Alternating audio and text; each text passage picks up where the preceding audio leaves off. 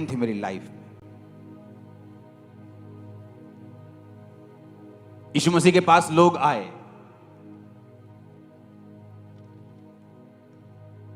और लिखा लोग एक अंधे गूंगे को जिसमें दुष्ट आत्मा थी यीशु के पास लाए और उसने उससे अच्छा किया, वो बोलने और देखने लगा। सब लोग हैरान हो गए, कहते ये दाऊद की संतान है। ये क्या दाऊद की संतान है? परंतु फरीसियों ने सुना और कहा ये दुष्ट आत्माओं के सरदार बाल जबूल की सहायता के बिना दुष्ट आत्माओं को नहीं निकालता। सदूकी फरीसी चिढ़ गए। उनको लोगों की अटेंशन चाहिए थी। हमारे पास भी लोग आए, जीसस के पास बड़ी भीड़ रहती है। तो उन्होंने कहा जीसस दुष्ट आत्माओं के सरदार बाल जबूल की सहायता से दुष्ट आत्माओं को क्या करता है? निकालता है। फिर जीसस ने कुछ कहा आगे।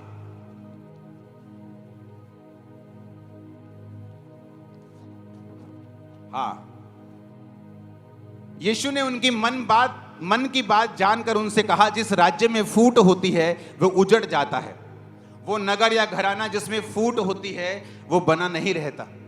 यदि शैतान ही शैतान को निकाले तो वो अपना ही विरोधी हो गया, फिर उसका राज्य कैसे बना रहेगा? भला यदि मैं शैतान की सहायता से दुष्ट आत्माओं को निकालता हूं तो तुम्हारे वंश किसकी सहायता से निकालते हैं? इसलिए वो ही तुम्हारा न्याय चुकाएंगे। परंतु यदि मैं प्रभु की आत्मा की सहायता से दुष्ट आत्माओं को निकालता हूं तो परमेश्वर का राज्य तुम्हारे पास आ पहुंचा है। यदि या जैसे कोई मनुष्य किसी बलवंत के घर में घुसकर उसका माल लूट सकता है, जब तक कि वह उसे बलवंत को बांध न ले तब तक वह उसका घर क्या लूट लेगा? जो मेरे साथ नहीं, मेरे विरोध में है, जो मेरे साथ नहीं बटोरता वो बिखेरता है। इसलिए मैं तुमसे कहता हूं कि मनुष्य का सब प्रकार का पाप और निंदा माफ कर दी जाएगी, परंतु पवित्र आत्मा की निंदा को माफ ना किया जाएगा। प्रभु ने क्या कहा?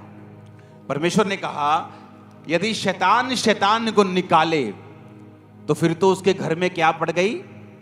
फूट पड़ गई। तो जिस घर में फूट पड़ गई वो घर बना नहीं रहेगा। तो परमेश्वर ने कहा अगर मैं दुष्ट आत्माओं की सहायता से दुष्ट आत्माओं को निकालता हूं और बीमारियों को चंगा करता हूं तो तुम्हारे वंश, क्योंकि वो उन्हीं के रिश्तेदार थे, चेले सदूकियों और फरीसियों के, उन्हीं के रिश्तेदार, उन्हीं के दूर के रिश्तेदार। वो बहुत बड़ा कौम नहीं थी वो उस समय, एक दूसरे के बड़े रिश्तेदार निकला। आज भी अगर पंजाब में आप घूमेंगे और क्रिश्चियन, जो बॉर्न क्रिश्चियन, लंबे टाइम के क्रिश्चियन लोग के घरों में जाएंगे, बड़े रिश्तेदार हैं क्रिश्चियन आपस में, हाँ या ना? तो जीसस ने कहा अगर मैं दुष्ट आत्माओं की सहायता से निकालता हूं तो तुम्हारे वंश किसकी सहायता से निकालते हैं? और प्रभु ने कहा यदि शैतान को निकाले फिर तो वो उसका विरोधी हो गया। शैतान को अगर निकाले फिर तो उसके घराने में फूट पड़ गई, तो उसका घराना बना नहीं रहेगा।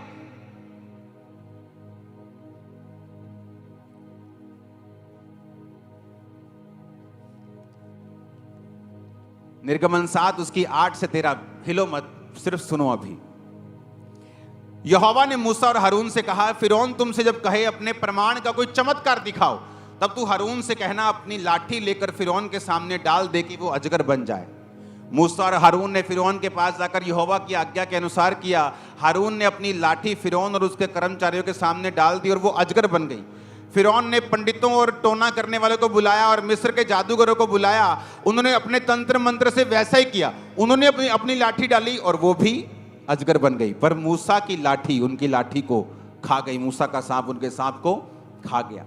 फिर एक घटना हुई निर्गमन 8 उसकी 16 से 19 में। यहोवा ने मूसा से कहा हारून को आज्ञा दे अपनी लाठी बढ़ाकर भूमि की धूल पर, यानी भूमि की मिट्टी के में मार। जब मिट्टी पे तू मारेगा तो मिस्र देश में वो कुटकियां बन जाएंगी, एक तरह के कीड़े मकोड़े बन जाएंगे।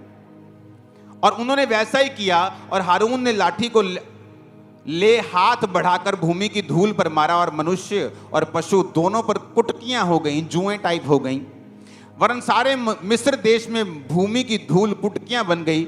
जादूगरों ने चाहा कि वो अपने तंत्र मंत्र के बल से हम भी कुटकियां ले आए, परंतु ये उनसे ना हो सका। इस प्रकार मनुष्यों और पशुओं दोनों में कुटकियां बनी रहीं तब जादूगरों ने फिरौन से कहा, ये तो परमेश्वर के हाथ का काम है। मैं ये कहूं कि फलाना बंदा भी जादू की सहायता से ही हीलिंग कर रहा है, तो परमेश्वर कह रहा है, ऐ लानती इंसान, तू क्या कहने की कोशिश कर रहा है?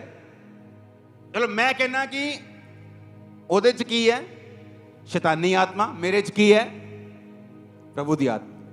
हां, बाइबल कहती है जब बड़ा मिरेकल बढ़ते गए तो शैतान के लोग भी वो कर नहीं सके, लाठी बना दी उन्होंने। पर जब बड़े मिरेकल होने लगे, भूमि पूरी भूमि पे कुटकियां बन जाएं, वो जादूगरों से नहीं हो सका। तुम्हारी चर्च में मच्छर भी हील नहीं होते, वो भी सिरदर्द लेके आते, सिरदर्द लेके चले जाते। तुम लोगों का सिरदर्द भी हील नहीं कर पाते, और जब यहां कैंसर हील होते हैं तुम बोलते हो ये शैतान जादू टोने की वजह से। अब ये तुम क्या कह रहे हो कि जादू टोने की पावर प्रभु की पावर से ज्यादा है? फिर तो तुम्हें शर्म आनी चाहिए कि जादू टोने की पावर तुम्हारी पावर से ज्यादा है, जबकि मूसा के टाइम में जादूगरों के पास पावर थी लेकिन उनसे बहुत कम। तुम कह रहे हो कि वहां पे जादू टोने की वजह से लोग हील होते हैं, और तुम्हारे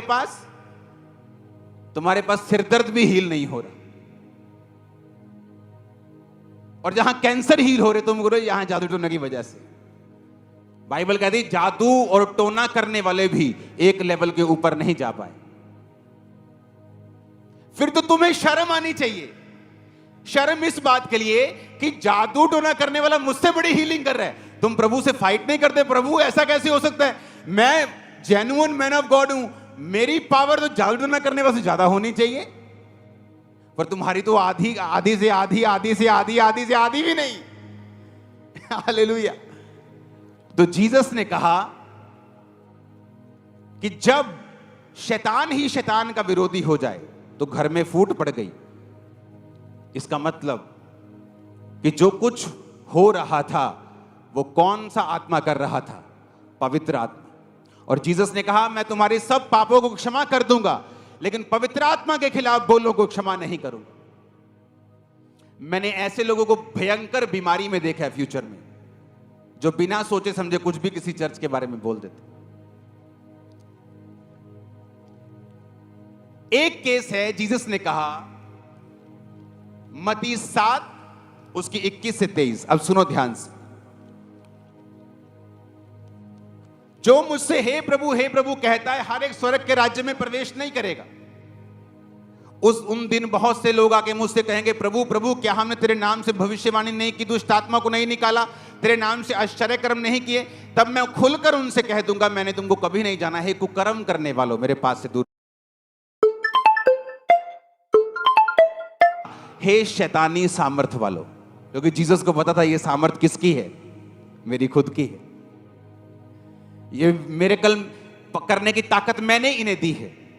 पर ये वो लोग होंगे जो परमेश्वर से सामर्थ पाली, प्रभु में आए, विश्वासी बने, रोजे रखे, पावर पाली, लेकिन चलते चलते करप्ट हो गए।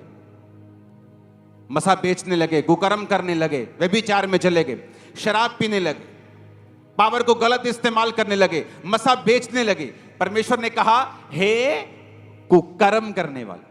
उसने ये नहीं कहा हे शैतानी सामर्थ वालों, हे जादू टोने करने वालों, हे शैतान की सामर्थ से काम करने वालों। उसने कहा हे कुकर्म करने, गंदे कर्म करने वालों, मेरे सामने से चले जाओ।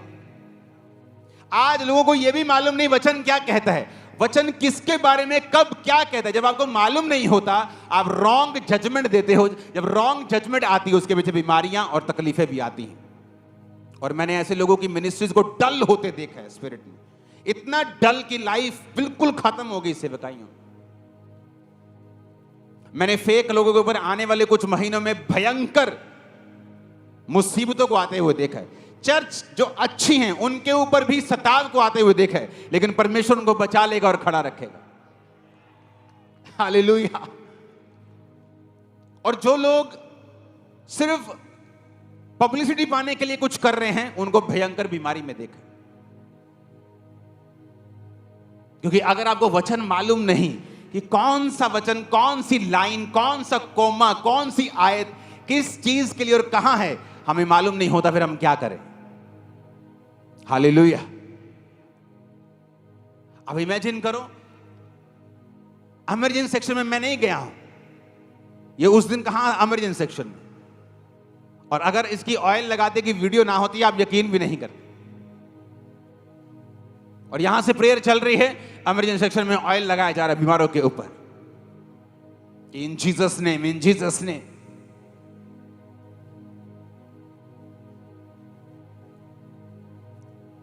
जो पावर काम कर रही है, अगर आप इमरजेंसी सेक्शन में बैठे हो, चाहे ब्रांच में बैठे हो, अगर आप बिलीव कर रहे हैं वो हीलिंग आपकी, मैं आपको बता रहा हूं, आपको इंतजार करने की जरूरत नहीं कि मैं ले हैंड हो, मैं सामने आऊं, अपनी बात बताऊं। आप बाबा के पास नहीं आए, क्या आप बाबा के पास जाओगे, बाबा को बताओगे? इसलिए परमेश्वर ने कहा जब तुम अन्य जातियों से आते हो, पुरानी टीचिंग, पुराने तरीकों को भूल जाओ, कि जब तक तुम बाबा जी को अपनी बात नहीं बताओगे तुम्हारे कष्टों का निवारण नहीं होगा।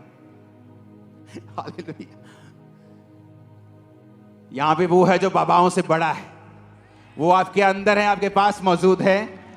इसलिए उसने कहा जब तू मुझे पुकारेगा मैं तुझे उत्तर दूंगा, तो संकट के दिन मुझे पुकारेगा, मैं तुझे बचाकर तेरी महिमा को बढ़ाऊंगा, मैं उसको छुड़ाऊंगा, क्योंकि उसने मेरे नाम को जान लिया है। Hallelujah, hallelujah. आप प्रभु की प्रेजेंस में मौजूद हैं, आप वचन को सुन रहे हैं, आप किसी चर्च ब्रांच में मौजूद हैं, आप इन वर्ड्स को सुन रहे हैं, आपके पास ऑयल आया है, या आप प्रेयर को रिसीव कर रहे हैं, या आप मास प्रेयर को रिसीव कर रहे हैं, दैट्स इट, इनफ है आपके लिए। आप कहीं भी बैठे, किसी भी नुक्कड़ में। Hallelujah, hallelujah. बाइबल कहती है कि जादू टोना करने वाले भी एक लेवल के बाद फिर वो बड़े काम नहीं कर पाए। अगर आप बोलते हो कि ये कैंसर हीलिंग, नॉन मिसकैरेजेस के बाद टूट खत्म हो गई लाइफ, डाइवोर्स हो चुका एक तरह का, चर्च में आती है एक बहन, बैठती है, कहती जब मैं चर्च में पहली बार आई मेरे पेट में ऐसा लगा कि किसी ने कुछ गर्मी डाल दी हो, लेकिन मुझे मालूम नहीं था क्या हो रहा है। मैं वापस गई, शादी के पता नहीं कितने 12-15 साल बाद मैं पहली बार प्रेग्नेंट थी और बेबी के साथ आई। अगर तुम्हें यह लगता है कि ये शैतान की ओर से है, या फिर इससे तुम बड़ा मिरेकल अपनी ओर से करके दिखा दो,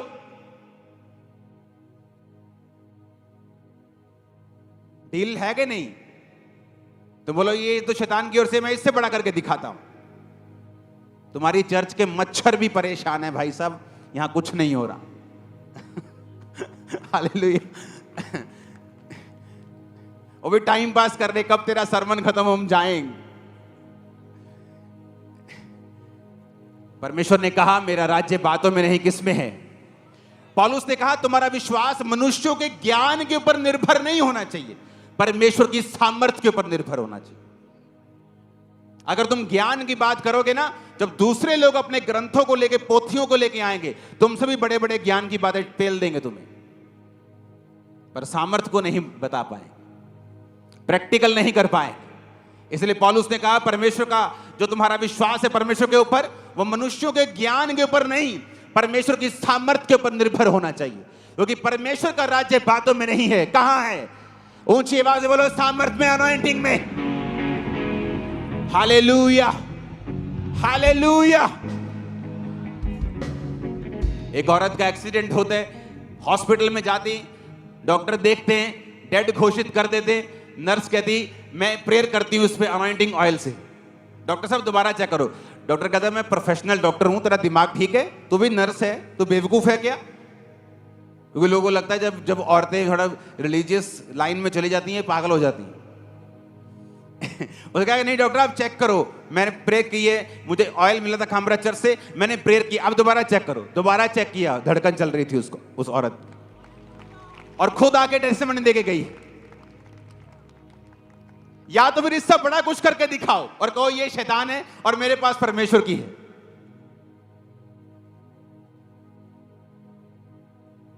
अबे शैतान कब से मुर्दे जिंदे करने लगा? वो कब से कैंसर हील करने लगा? वो कब से डेफ लोगों को हील करने लगा? वो कब से बीमारियों को हील करने लगा।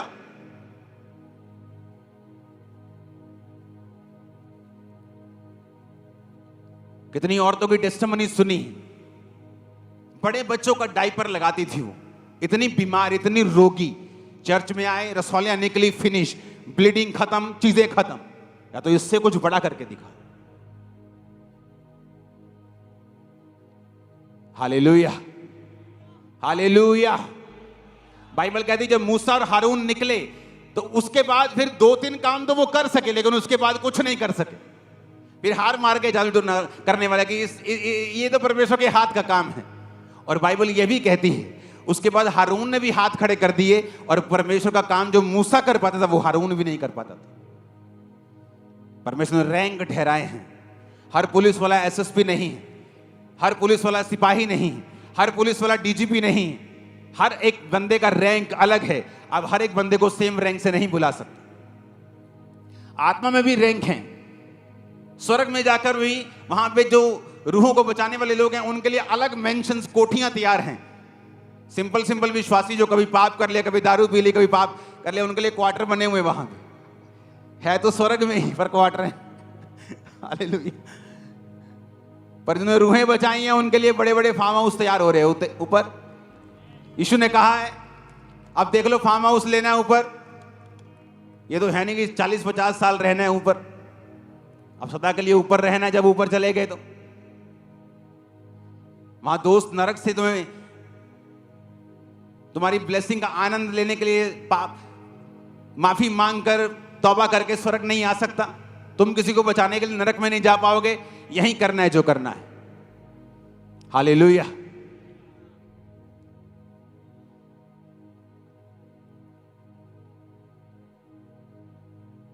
यूहन्ना के साथ चेले थे।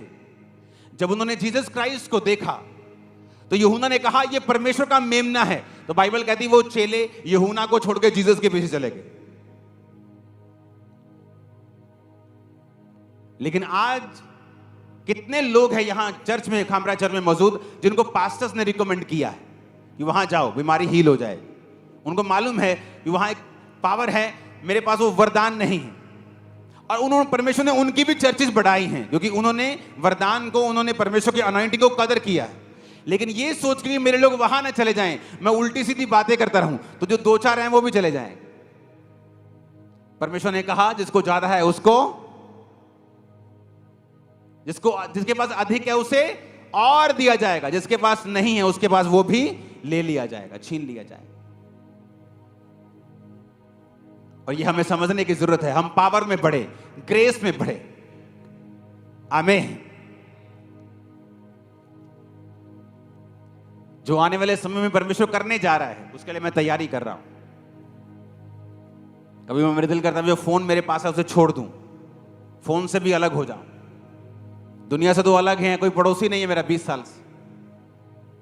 मैं अपनी फैमिली का ही पड़ोसी हूं सिर्फ, या आपसे मिलता हूं थर्सडे संडे, या ऑनलाइन मिल लेता हूं, यही मेरी फैमिली है, दैट्स इट। हालेलुया। लेकिन हमें यह ध्यान रखना होता है कि हमें परमेश्वर में कैसे बढ़ना है, कौन सी कमी है लाइफ में, कहां पे क्या हो रहा है, किस डायरेक्शन में शैतान काम कर रहा है, हमें किस डायरेक्शन से उसको निकालने की जरूरत है। आपका फोन शैतान का गढ़ बन चुका है, आपका फोन शैतान का घर बन चुका है, ये आपको नरक में ले जाएगा। मैं आपको बता रहा हूं, मैं सीरियसली बोल रहा हूं। फिर से दोबारा नोकिया ले लो छोटा, मैं तुमको बता रहा हूं, तुम सही रहो। व्हाट्सएप यूज करने के लिए लैपटॉप ले लो, तुम्हारा लैपटॉप भी 25,000 में आ जाएगा, सस्ते वाला। जब काम करना है उस पर व्हाट्सएप खोल लो, फोन पे मत खोलो, बच जाओगे तुम। मैं सही बोल रहा हूं। जब तुम्हें आदत पड़ जाएगी राइट चीजों को यूज करने की और तुम गलत दिशा में नहीं जा पाओगे, तब फोन यूज करना, क्योंकि शैतान तुम्हारी आशीषों को चुरा रहा है, खत्म कर रहा है वो तुमको। जब लोग छोटे लेवल पे होते हैं, एक सेवकाई में सेवा कर रहे होते, 10,000 तनख्वाह होती, सफाई कर्मचारी उधर एक बहन काम कर रही है, 5,000 उसकी तनख्वाह है, 10,000 5,000 क्या लाइफ है, कुछ नहीं, चलो आओ हम थोड़ा सा सो के आते हैं आपस में। और उन्हें यह नहीं मालूम कि वो तुम्हें इसलिए चर्च में भेज रहा है कि वो तुम्हारे लिए एक स्टार्टिंग पॉइंट है। वहां तुम जाओ, वहां तुम पढ़ो, वहां तुम सीखो, वहां तुम सामर्थ्य में बढ़ो, पवित्रताई में कुछ साल बिताओ और देखो फिर परमेश्वर कैसे हेवन ओपन करता है तुम्हारे लिए। इसीलिए सारी जिंदगी तुम फटीचर लाइफ जियोगे, क्योंकि तुमने कभी पाप के ऊपर फतह नहीं पाई। और जब प्रभु ने तुम्हें मौका दिया, तुमने उस मौके को जीरो कर दिया और परमेश्वर की योजनाओं के ऊपर पानी फेर दिया। तुम एक कैमरामैन हो, तुम एक जॉब कर रहे हो, वो एक टाइम है, क्योंकि तुम चर्च में हो, तुम पवित्रताई में रह सकते हो, तुम प्रेयर में रह सकते हो, तुमने परमेश्वर के कामों को नजदीकी से देखा है, गवाहियों को देखा है। हालेलुया। जब मैं चर्च में जाता था तो पहले दिन में हील नहीं हुआ, 5% फर्क पड़ा मेरे को सिर्फ। लेकिन अगर कोई विश्वासी ये देखकर कि मैं तीसरे साल भी चंगा नहीं हुआ, खुद पाप में गिर जाए, ये सोच के परमेश्वर चंगा नहीं करता, तो ये रॉन्ग था, क्योंकि मेरी हीलिंग की टाइमिंग थी जो परमेश्वर ने मुझे अपनी टाइमिंग पर देनी थी। और ये बात जब एक विश्वासी समझ नहीं पाता, वो दूसरे बीमार को देखकर अपना विश्वास खराब कर लेता है। उसे ये मालूम होना चाहिए हर एक चीज का एक समय है। जीसस क्राइस्ट के टाइम के ऊपर भी हर बीमार चंगा नहीं हुआ, क्योंकि हर बीमार यीशु मसीह तक नहीं पहुंच पाया। अगर जीसस क्राइस्ट के टाइम पर सारे बीमार चंगे हो चुके थे, तो फिर चेलों के पास बीमार क्या करने के लिए आए थे? पेंटिकोस्ट के दिन के बाद जब चेलों ने हीलिंग मीटिंग की, तो वो बीमार फिर कहां से आए? अगर जीसस क्राइस्ट के टाइम पर सारे बीमार हील हो गए थे, फिर वो कहां से आए? जो जीसस के पास आए वो सारे हील हुए, उस इलाके के सारे हील नहीं हुए। हर एक व्यक्ति की लाइफ में परमेश्वर का एक उचित टाइम है। उस टाइम के हिसाब से अपना विश्वास इफेक्ट मत होने दो। आप मेरी बात समझ रहे कि नहीं? आज कोई लंगड़ा के चल रहा है तो उस लंगड़ेपन पे अपना विश्वास मत रखो, क्योंकि हो सकता है परमेश्वर उसे 6 महीने उस लंगड़ेपन में गुजारने दे, जिस तरह उसने मुझे गुजारने दिए कुछ साल। तो मेरा लंगड़ापन चाहे बाहर से नहीं दिखता था, किसी का दिखता है, किसी का नहीं दिखता, किसी को इनर प्रॉब्लम्स हैं, किसी का डिप्रेशन नहीं दिखता, बाहर से वो आपको अच्छा भला लगेगा। लेकिन उस बेस के ऊपर मैं अपना विश्वास निर्धारित ना करूं, आप सेम नहीं होगे। अगर आप इस तरह से चलेंगे तो अपनी लाइफ को रीडेडिकेट करो, संभालो उसे, देखो उसे, कौन कहां पर शैतान किधर काम कर रहा है, उन चीजों को सेट करो, उन चीजों को सेट करो, प्रार्थना में बढ़ो, परमेश्वर के सामने जाओ, अपनी लाइफ को फिर से फोकस के साथ चलाओ। हालेलुया। अपने पड़ोसी को बोलो, इस धरती के ऊपर, इस आसमान के नीचे हर एक चीज का एक उचित टाइम है। उस टाइम के ऊपर भरोसा रख। परमेश्वर तेरी जिंदगी में भी अपने समय के ऊपर काम करेगा। आमीन, आमीन। ऊंची आवाज में हालेलुया।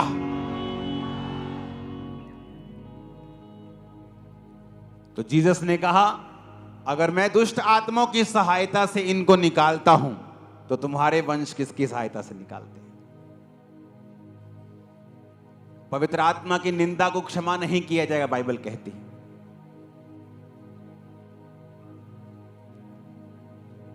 हालेलुया।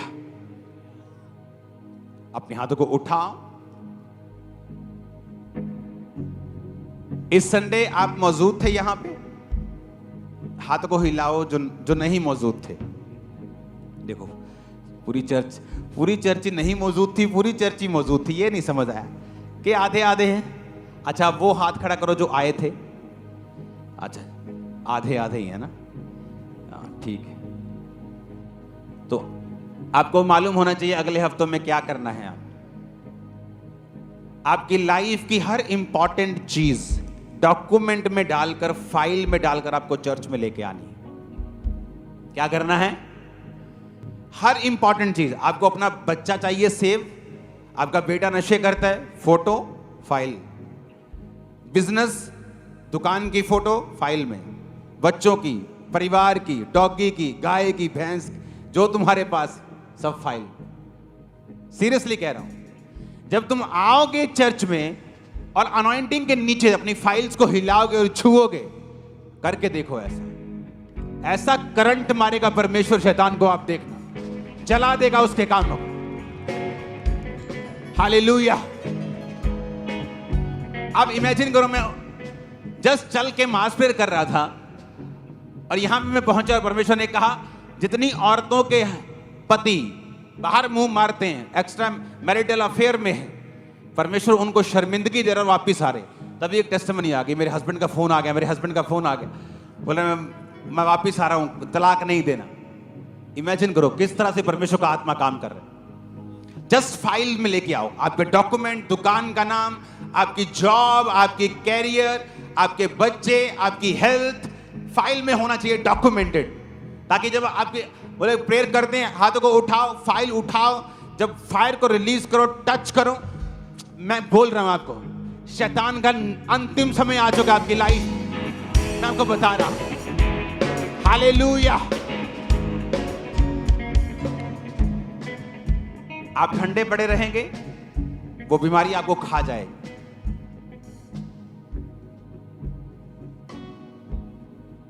दो 2004-5-6 की बात हो गई है, मैं बहुत बीमार प्रभु में आके, और प्रभु से प्रभु प्लीज मुझे चंगा कर, प्लीज प्रभु, रो रहा हूं प्रभु के आगे, गिड़गिड़ा रहा हूं रोज, कोई फर्क नहीं पड़ रहा।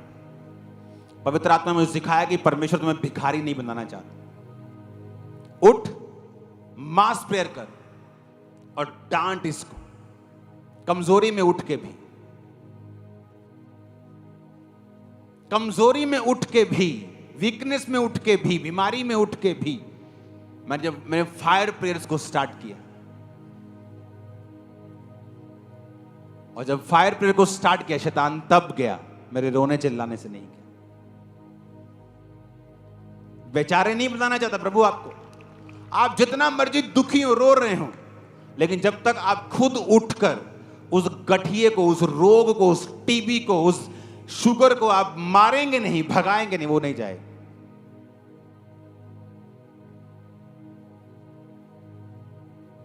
आज जिस मास प्रेयर से लाखों करोड़ों लोग हील हो रहे हैं, हजारों मिनिस्ट्रीज से फॉलो कर रही, उसका जन्म ऐसे हुआ था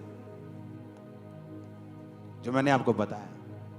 मेरी अपनी कमजोरियों में उसका जन्म हुआ था, और परमेश्वर ने सिखाया था कि बेचारे बन के आस लगा के कि खुदा कुछ करेगा, कुछ नहीं होगा। खुदा ने तुम्हें पावर दे दी है, यूज करनी पड़ेगी। हालेलुया। अपने घुटनों के बाहर आओ, सुनो, मैं एक ऐसा चर्च बनता हुआ देखना चाहता हूं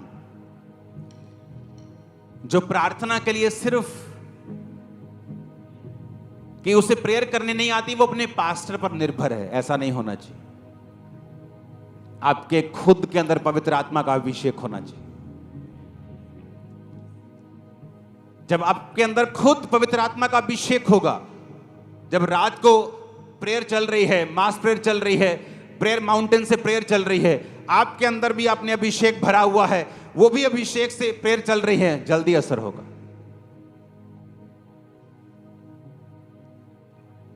हालेलुया।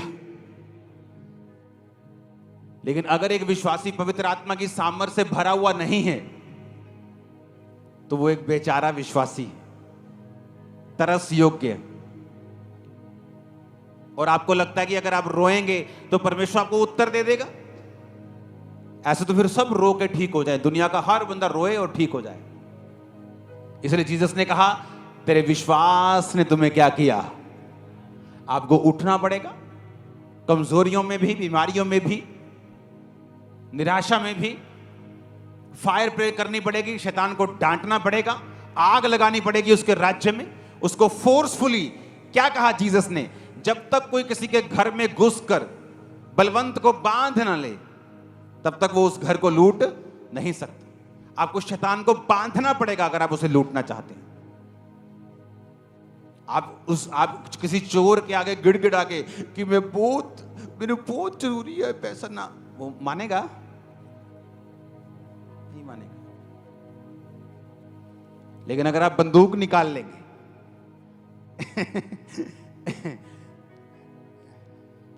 तो उसका बाप भी मान जाएगा। हाँ कि ना? बस यही शरीर में है, यही आत्मा में है। आप रोते रहेंगे, हाय प्रभु हाय प्रभु, प्रभु कदों, और प्रभु कभी उत्तर नहीं देगा, क्योंकि प्रभु ने कहा देखो मैंने तुम्हें सांपों और बिच्छुओं को, देखो। कहां से देखो? Spiritual eyes. देखो वो बीमारी कहां से आई है? सांपों और बिच्छुओं से। वो निराशा कहां से है? वो नशा कहां से है? वो ट्रबल कहां से है? डिप्रेशन कहां से है? सांपों और बिच्छुओं से है। देखो मैंने तुम्हें रौंदने का अधिकार दिया। तुम नहीं उठोगे, तुम नहीं अपनी जिम्मेवारी लोगे, तुम आत्मा में नहीं भरोगे,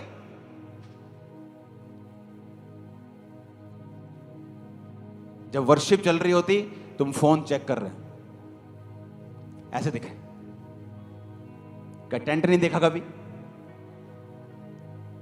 वर्शिप चल रही, फिल होने का समय है, भरो, क्योंकि ये फिलिंग, ये होली स्पिरिट का भरना किसको फ्री करेगा? आपको। और सबसे बड़ा झूठ और सबसे बड़े अंधे जो हैं वो जेंट्स हैं इस मामले में। उन्हें लगता है कि बीबियों का काम है ताली बजा के वर्शिप करना, मेरा काम नहीं। और जब आप पवित्र आत्मा की सामर्थ्य से खाली हैं, इसलिए हर चीज पे आपके अटैक हैं, आपके फाइनेंस पे, आपके घर पे, आपके बच्चों पे, और आप जस्ट एक विक्टिम की तरह लाइफ व्यतीत कर रहे हैं।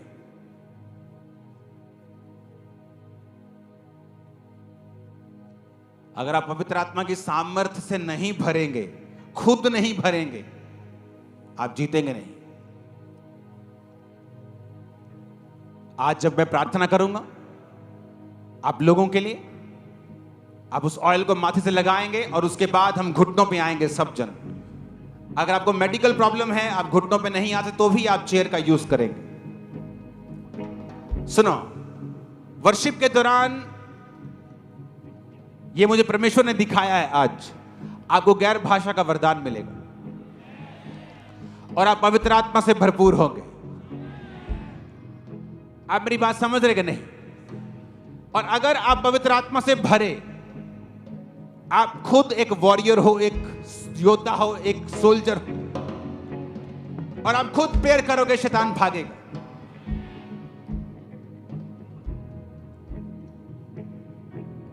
याकूब ने प्रार्थना की सारी रात कि प्रभु मेरे भाई के दिमाग को चेंज कर, क्योंकि वो 400 बंदा लेके उसे मारने के लिए आ रहा था, मिलने के लिए नहीं आ रहा था। तुम जाते हो नानी के घर 200 बंदा लेके, कि नानी के घर जाना, चलो 200 बंदा साथ ले। कहां, कब जाते हो 200 बंदा लेके? जब धरना लगाना हो, हाँ, जब किसी का नुकसान करना हो। लेकिन प्रेयर ने उस माइंड को चेंज कर दिया। कभी प्रेयर की है इस तरह की कि जो आपके खिलाफ उसका दिमाग चेंज हो जाए, दुश्मन कंफ्यूज हो जाए, बीमारियां निकल जाएं, शैतान की योजनाएं नाश हो? कभी नहीं की। तो फिर क्या एक्सपेक्ट करते क्या होगा लाइफ में? कंफ्यूजन नहीं आएगी, बीमारियां नहीं आएंगी, वो आएंगी। आप मेरी बात समझ रहे कि नहीं? घुटनों पे आ जाओ, प्रभु से कहो परमेश्वर मुझे कुछ नहीं चाहिए, पहले मुझे तेरा मसा चाहिए। ऑयल को निकाल लो,